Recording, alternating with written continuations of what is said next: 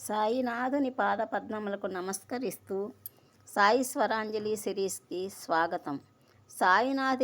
సాయినాథుని లీలల గురించి, సాయి నామము గురించి ఎంత చెప్పినా తక్కువే. అది అనుభవించితే కానీ దానిలోని ఆనందము, దివ్యత్వము అర్థం కాదు. ఇక సాయి స్వరాంజలి సాయి ఏమంటున్నారో విందామా మరి. నేను కూర్చున్న తీరును చూడండి. కాళ్లను ఒకదానిపై మరొకటి వేశాను. ఎడమ చేతి వేళ్ళు కుడి పాదంపై ఉన్నాయి.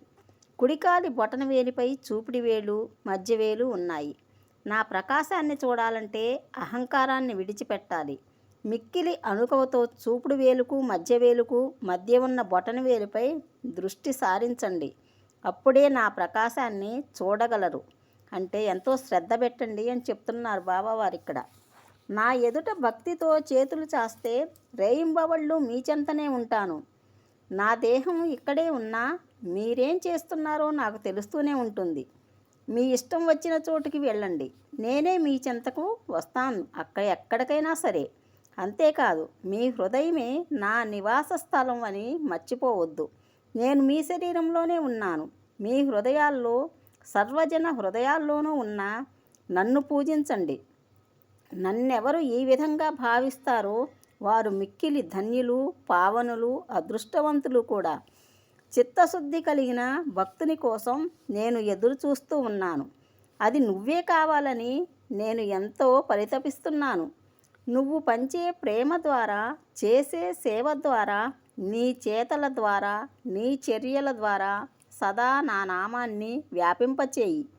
నా దివ్య సందేశాన్ని వ్యాప్తి చేసేందుకు చిత్తశుద్ధి గల భక్తుని కోసం ఎదురు చూస్తున్నాను. అటువంటి నిజభక్తుని కోసమే నా అన్వేషణ. అది ఖచ్చితంగా నువ్వే కావాలని నా ఆశ.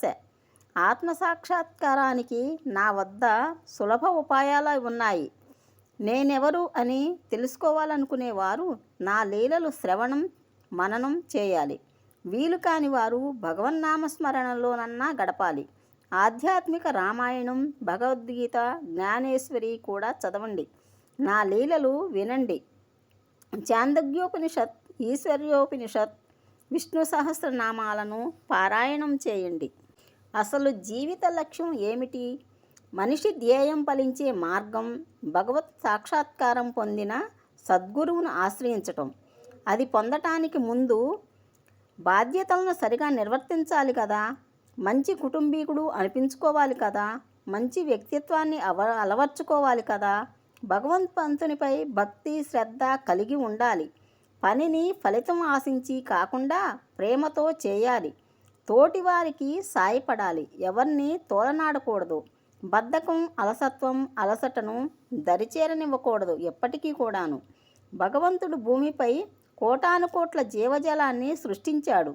అది మీకు తెలుసు కదా. కానీ అవేవి భగవంతుని శక్తిని గుర్తించలేకపోయాయి. ఎందుకని? జ్ఞానమనే శక్తితో మనిషి మాత్రమే భగవంతుని ఉనికిని కనుగొన్నాడు. ఆ జ్ఞానం సాయంతోనే మనిషి మరింత ఎదిగి భగవంతుని లీలల్ని, కీర్తిని గానం చేయాలి. అప్పుడు నిశ్చలంగా భగవంతుడు సంతృష్టి చెందుతాడు. నీ శిరస్సును నా పాదాలపై ఉంచు. అహంకారాన్ని విడిచిపెట్టు. నీ మనసును నాకు అర్పించు. అప్పుడు నా పాదాల నుంచి శాంతి, ప్రేమ ప్రసరిస్తాయి. వాటిని పరిపూర్ణంగా స్వీకరించు. అదే నీలోని నిర్మలత్వానికి ప్రతీక. మనసులో ఏదైనా మంచి ఆలోచన కలుగగానే వెంటనే దానిని ఆచరణలో పెట్టాలి. సంశయం, సందేహాలు అనవసరం. నువ్వు చేసేది మంచి పనే కదా. ఫలితాన్ని భగవంతునికే వదిలేయి. ఫలితాన్ని ఆశించకుండా పనిచేసేవారికి భగవంతుడు సాయం చేస్తాడని నీకు తెలియదా? సాయం నెరవేరడానికి సదా ప్రోత్సాహాన్నిస్తాడు. ఎవరైతే నన్ను ఎక్కువగా ప్రేమిస్తారో వారు నిరంతరం నన్ను హృదయమందే దర్శించుకోగలరు. నేను లేక ఈ జగత్తు అంతా శూన్యం. ఎవరు నన్ను తమ హృదయాల్లో నింపుకుంటారో వారు నా కథలు తప్ప మరేమీ చెప్పరు. సదా నన్నే ధ్యానం చేస్తారు. నా నామాన్నే ఎల్లప్పుడూ జపిస్తారు. ఎవరైతే సర్వస్య శరణాగతి చేసి నన్నే ధ్యానిస్తారో వారికి నేను రుణగ్రస్తుడను. వారికి మోక్షాన్నిచ్చి వారి రుణం తీర్చుకుంటాను. ఎవరైతే నన్నే తలుస్తూ నా గురించే దీక్షతో ఉంటారో, ఎవరైతే నాకు అర్పించనిదే ఏమీ తినరో, అట్టి వారిపైనే నేను ఆధారపడి ఉంటాను. ఎవరైతే నా సన్నిధానమునకు వస్తారో నది సముద్రంలో కలిసిపోయినట్టు వారు నాలో ఐక్యమైపోతారు.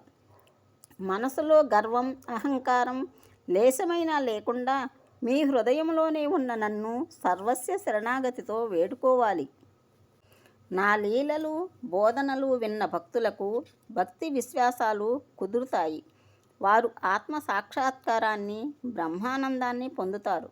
నా నామాన్ని ప్రేమతో స్మరించే వారి కోరికలన్నీ తీరుస్తాను. వారిలో భక్తి జ్ఞాన వికాసాలని కలిగిస్తాను.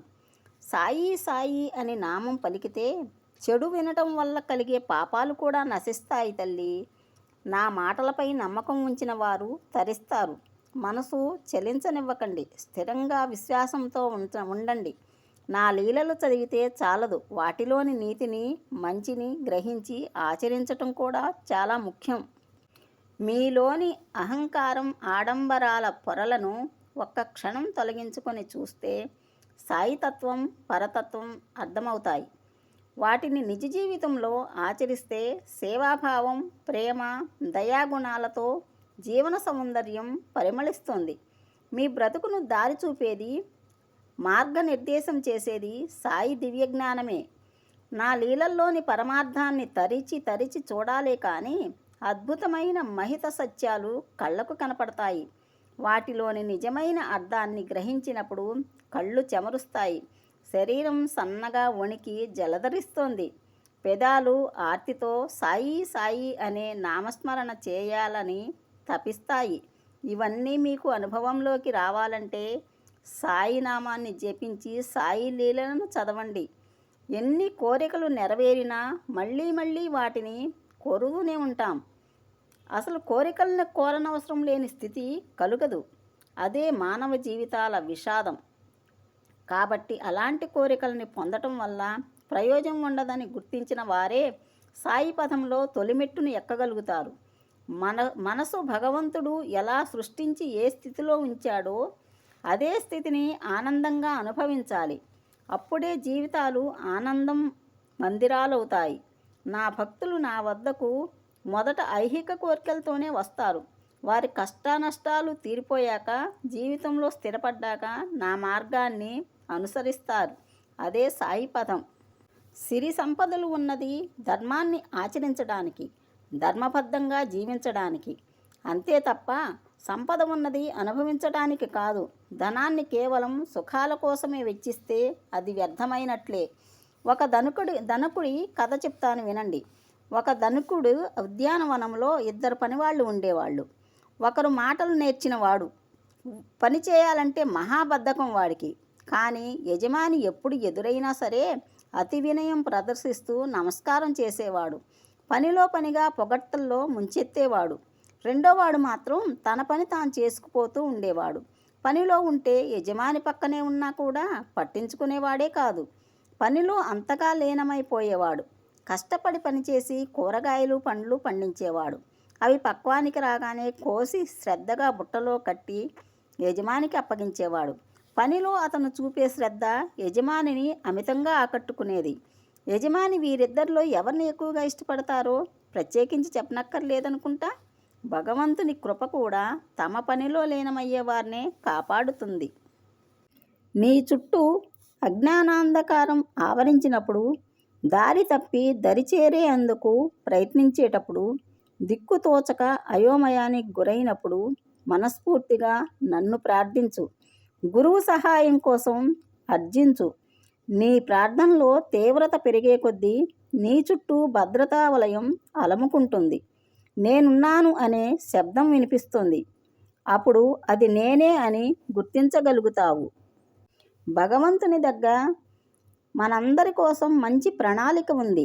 ప్రాణాలతో ఉన్నాము అంటే మనం సాధించాల్సిన పనులేవో ఇంకా మిగిలి ఉన్నట్లే. అవేమిటో తెలుసుకోవటమే జీవిత పరమావధి. కానీ మనం ఏం చేస్తున్నాము? వల్లమానిన కోరికలు కోరి భగవంతుడిని విసిగిస్తున్నాం. కోరికలు తీరితే పొంగిపోతున్నాము, తీరకుంటే కుంగిపోతున్నాము. కష్టం సుఖం అనే విషవలయాల్ని సృష్టించుకొని బ్రతుకును నరకం చేసుకుంటున్నాం. నిజానికి కష్టం సుఖం అనేవి మనం సృష్టించుకున్న భావనలు మాత్రమే. అవి మన వైఖరిని బట్టే కలుగుతుంటాయి. ఉన్నదానితో తృప్తి పడకుండా అందని వాటి కోసం అర్రులు చాస్తూ మనమే మనసును ఆశల పుట్ట చేసుకుంటున్నాం. బావిలో నీరు ఊరినట్టు ఒక కోరిక తీరగానే మరో కోరిక పుట్టుకొస్తాయి. మనం వాటి చుట్టూనే తిరుగుతూ అదే జీవితమనే భ్రమలో బ్రతికేస్తున్నాం. మనసు శుద్ధమైతే కష్టసుఖాలకు అతీతంగా ఆనందంగా ఎలా బ్రతకవచ్చో, మనలోని దిగులు చింతను ప్రక్కన పెడితే మనం ఎంతో ఆనందంగా ముందుకు సాగవచ్చు. సాయిబాబా వారు చెప్పే ఈ దివ్య జ్ఞానాన్ని విందాము, తరిద్దాము. మరొక్కసారి సాయిబాబా వారి పాదపద్మములకు నమస్కరిస్తూ ఆ సాయినాథుని సాయి స్వరాంజలి మీకు నచ్చినట్లయితే లైక్ చేయండి, షేర్ చేయండి, సబ్స్క్రైబ్ చేసుకోండి. Thank you for watching. మరిన్ని వీడియోల కోసం సబ్స్క్రైబ్ చేసుకోండి. Thank you.